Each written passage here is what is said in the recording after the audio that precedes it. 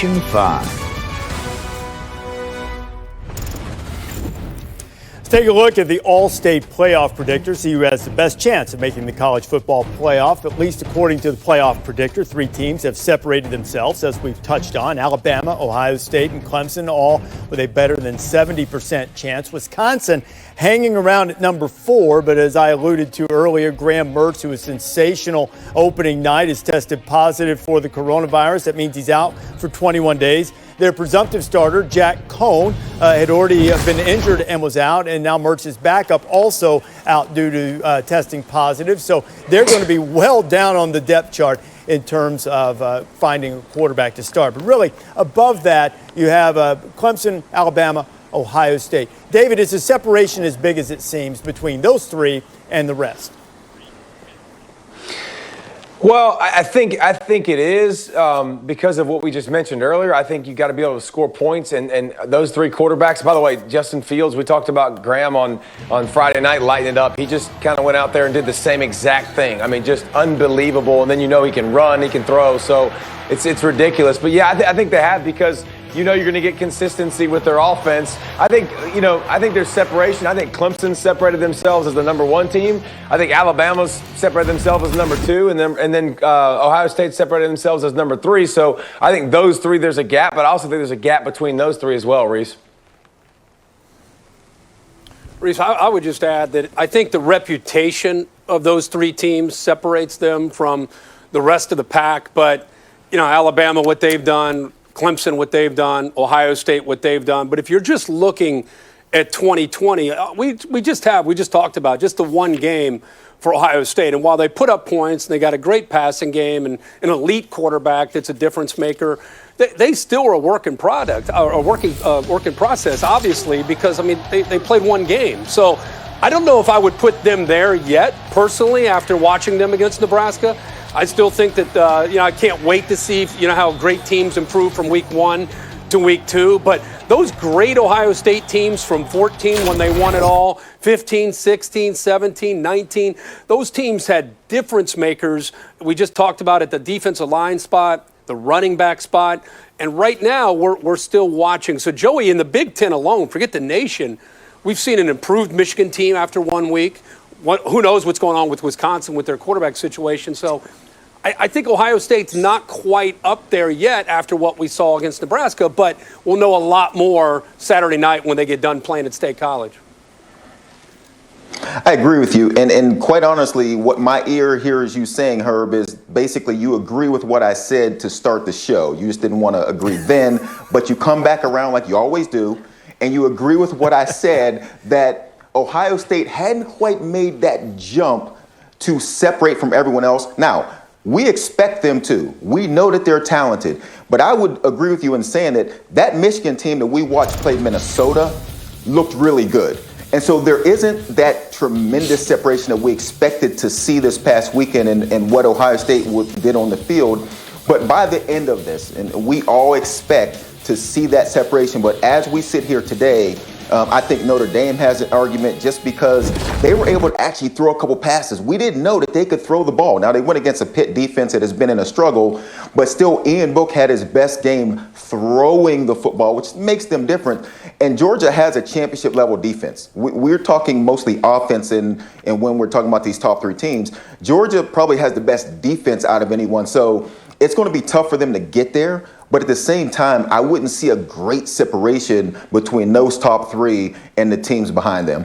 I do think there is, Joey, a separation between Clemson, Alabama, and Ohio State and everybody else for 2 reasons. I think 1 is the quarterback play, and 2, to me, they don't have as many glaring weaknesses as maybe the 4, 5, 6, 7 as you go down the list. We already know about what Trevor Lawrence has done in his career at Clemson. How about Mac Jones? I think he should be the front runner for the Heisman Trophy. And how about the fact that they go out without Jalen Waddle, and that offense still puts up 41 points against what I think is a good Tennessee defense this past weekend. We know what we get with Justin Fields. He was sensational, as we mentioned. We don't know how good Nebraska is. The run game didn't look great. Run defense and tackling wasn't great early. We'll find out a lot more when they play Penn State this weekend. But I think once you get beyond that and you look at Georgia, and I agree with what you said, Joey, I love that defense, but is Stetson Bennett, is he a game manager or is he a difference maker? And with Notre Dame, passing game looked better, but is the passing game enough to beat Clemson on November 7th or hang in that game. Spencer Sanders at Oklahoma State adds a lot to the running game. What about the passing game? We've really only seen him play once this year because of injury. So to me, fewer glaring issues with Clemson, Bama, and Ohio State versus everybody else. I agree, Jesse, because I think the talent difference across the board is very, very different. But I will say this.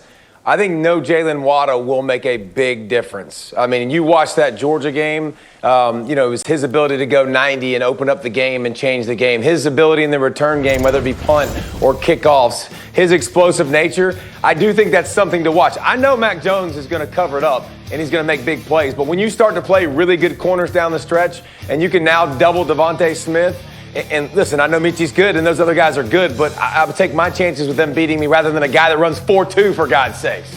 Well, he was the best player in the country that didn't play quarterback. He got them so many hidden yards because teams would rather punt the ball 25 yards than risk having 17 touch it. All eyes were on him on every offensive snap. I still think Alabama's going to be potent on offense, but it's going to be different. And trying to get that number one seed in a year that it may be very important to try to avoid that nasty semifinal game against one of those other two in the top three that we've mentioned could be a big deal. It hasn't always historically been the best thing. First college football playoff, number one Alabama lost to eventual national champion Ohio State 42-35. Number one seed going down in what would become a trend for a while. Clemson was the number one seed the following year, and Jay Coker and O.J. Howard in Alabama knocked them off in the championship game, 45-40. The next year, the roles were reversed. Alabama was number one. Deshaun Watson, Hunter Renfrow knocked them off as Clemson got the national championship in 2016. Clemson, Alabama, Part 3 would be a 1 versus 4 with the Tigers being number one, but Jalen Hurts and that great defense led the Crimson Tide to a thrashing of the Tigers, and eventually Alabama won the national championship. And most recent meeting, Alabama was number one, and Clemson clobbered the Crimson Tide 44-16. So number one seeds had had zero success in terms of winning the championship until Coach O and Joey Burrow came along last year. And Burrow, with a spectacular Heisman Trophy winning season, led LSU to the 42-25 victory over the Tigers. They are the only number one seed to win the national championship in the college football playoff era. Fourth team to finish 15-0. They had 7 games against top 10 teams, most ever in the AP poll era, which started in 1936. And you see the abundance of awards that they won in the meantime. So, given the history, though LSU broke the history, Joey, as you look at this season, how big a deal is it to get that number one seed in the playoff?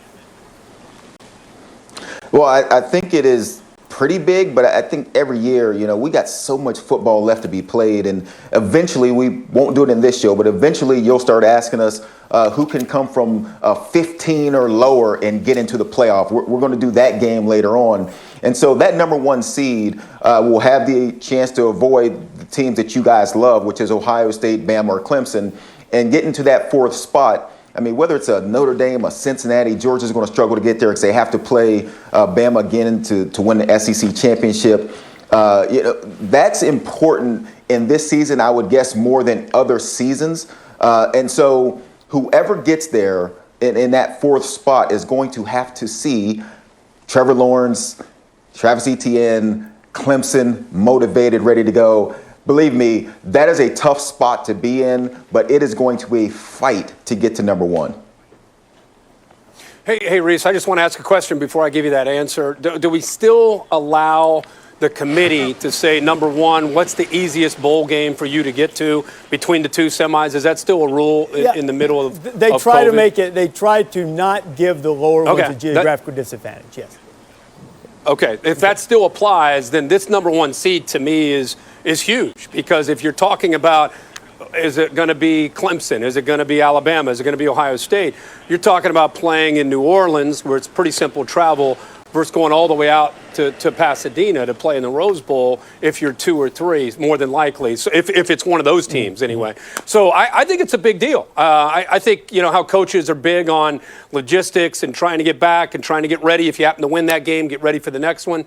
So, David, I think that fighting to try to trying to make sure you're that number one team, I think it's pretty significant this year.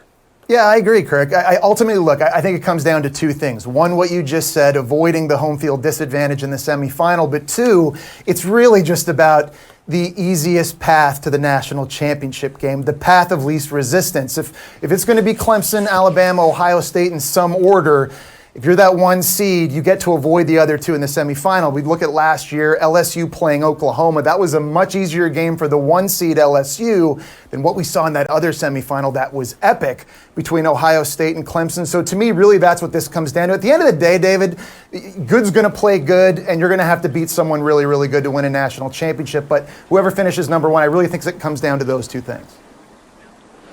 Good beats good faces good, yeah, but it's a difference between good and great. And if you're the top three seeds right now, from what we've seen, you've got three great quarterbacks that I'm telling you face them any week, you could give up 50. So I would want to dodge one of those three guys, meaning obviously Trevor Lawrence, Justin Fields, and who am I forgetting? Mac Jones. Mac Jones.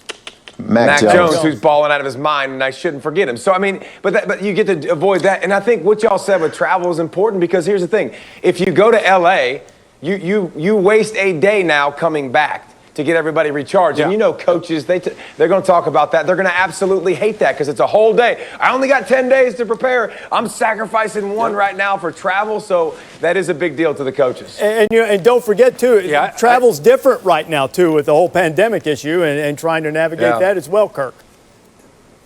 Yeah, and I think one thing to keep in mind, guys, we're kind of getting ahead of ourselves, and typically when we do, something bad happens. Like, we got Clemson, we got Bama, we got Ohio State, and this, I'm just telling you guys, this is not a normal year. All those championship runs that you showed, with the exception of LSU and Clemson, usually a team lost a game, got kind of that shock or that wake-up call, and then kind of righted themselves, and away they went and won in a championship. You don't have that opportunity, more than likely, with such a condensed schedule. So even though we're just assuming, Joey, those three are in, I don't know, man. That's sometimes college football, the things you expect to happen don't happen. Hey, Reese, speaking of travel, is there any way possible that you guys could let me and Jesse go to the Rose Bowl this year? And maybe you guys go check out New Orleans? Because we've been there for the past 8 years. Please let us take some of that long travel we keep talking about and let us see California. Sorry. Tough Come on break. out. You ain't getting Kirk away from the. Yeah. Nope. I've seen Kirk every year. He loves Can the Rose I just Bowl. say I love gumbo and etouffee every year in New Orleans. I'm good. I'm good. Well, I want to go back to football real quickly, Herbie. You're right. Weird year, and we've seen over the course of the playoff, teams lose games. So where's it most likely to happen? Among these three, if there's going to be a shocker, where's it most likely? What's the biggest danger? I would say Ohio State after one game. I mean, I don't know who's going to beat Clemson, Notre Dame and South Bend. Who's going to beat Alabama without Waddle? Maybe. I mean, I know Pollock thinks Georgia will beat him in the SEC championship, but I don't see anybody personally beating those two teams. I would say Ohio State maybe. I don't think they're going to lose a game, but most likely I would probably say them. Never know. It's always where you least expect it, right? I mean, if you knew where it was coming, then you would. You didn't see how I slid that in with Pollock thinks Georgia's going to. I did.